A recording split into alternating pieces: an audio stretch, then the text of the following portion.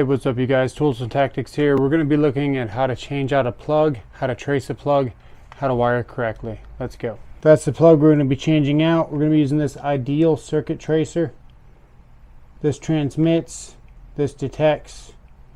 We're going to plug this in and we're going to be able to find the breaker by this thing lighting up right here. This right here is called a spark guard or a box extender, depending on how you look at it.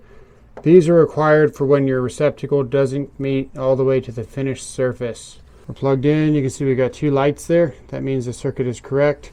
We're going to go walk through our panel. You can see we're already finding the circuit. So we're going to turn this off. Now I went ahead and bought a man purse just for you guys so you can see this is actually a really good value for anybody, any electrician, homeowner, whatever you are. This bag is an excellent value.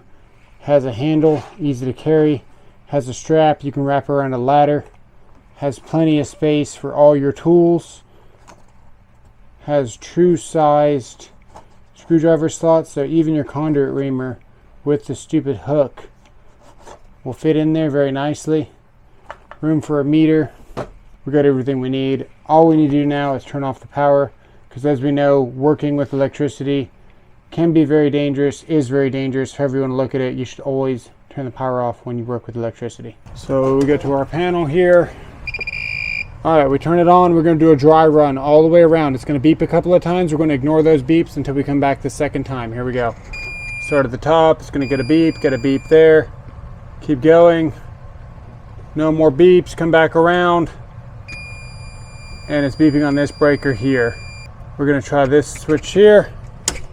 This is a Fluke T5-600. Highly recommend this meter. Very rugged, durable, simple to use. Look, 4 functions. We already know we found the circuit because the lights were off now. But we're going to make sure. Because not only will it hurt, but it will hurt the whole time that we're dying. You can see we got 0. We want to go hot to ground, hot to neutral. Still have 0. We know we're good to go. Now what we should do is go back to the electrical panel, put a sign on it, tell everybody in the house that we're working on a circuit, don't go to the panel. If you are a professional and you're doing this for somebody else, you should get a lockout tag out. Got our diagonal cutters. I don't like to reuse any connections that's been there for years. We don't want to try to make joints on these. Unless your wire is really short, it's always best to remake all your joints. And we're doing this one-handed with the camera in the other hand, so be nice in the comments.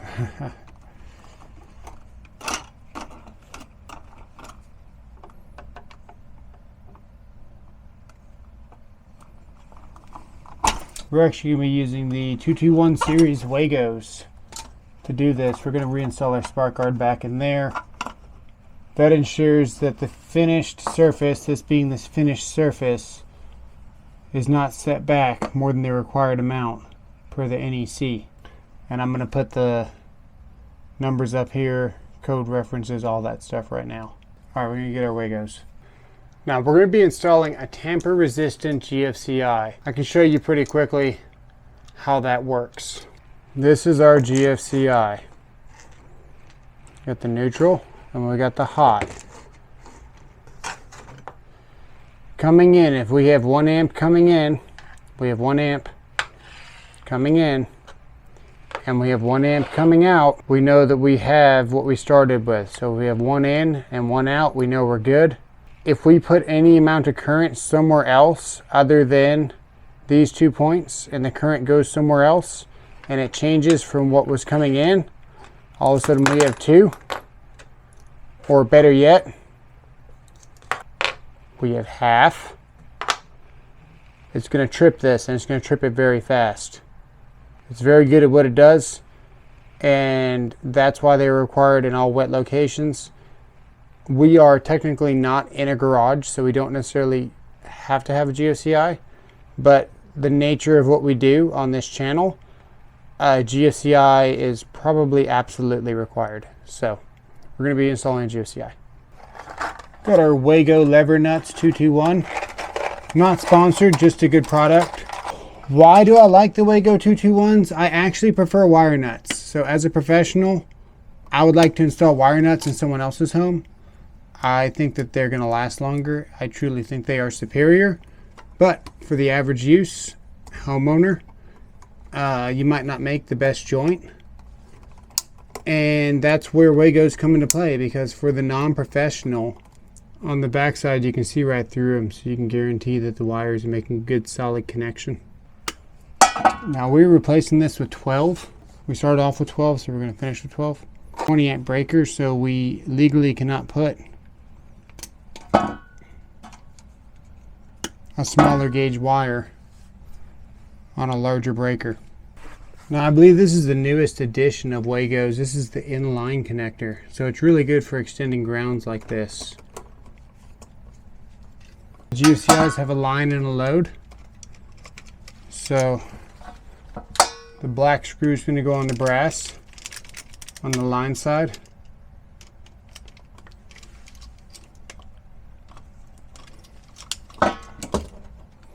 The white goes on the silver. And the bare or green will go on the green terminal. GFCIs usually have a strip gauge in the back of them, so you know how much insulation to remove.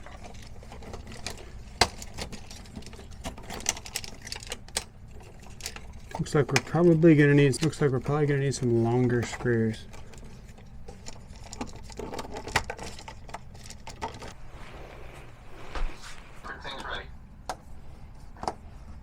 Yeah, I think wife wants me to eat something probably. What? Probably wants me to eat. Oh yeah. Yeah. I'm eating right now. Must be nice. Hey, you know that's what happens when you cook days in advance, sir. There it is there. Let's go turn the power on. Alright, now I know you guys were calling BS whenever I said that I could fit a drill in here, or an impact, or whatever, and zip it up. Well, there you go, not even the smallest one. That's the skill. We'll have room here, here, here. There you go. Hammer, tape loop. Still got more pockets on the side, channel locks. It's got a nice little handle. All in all, it's really not a bad bag.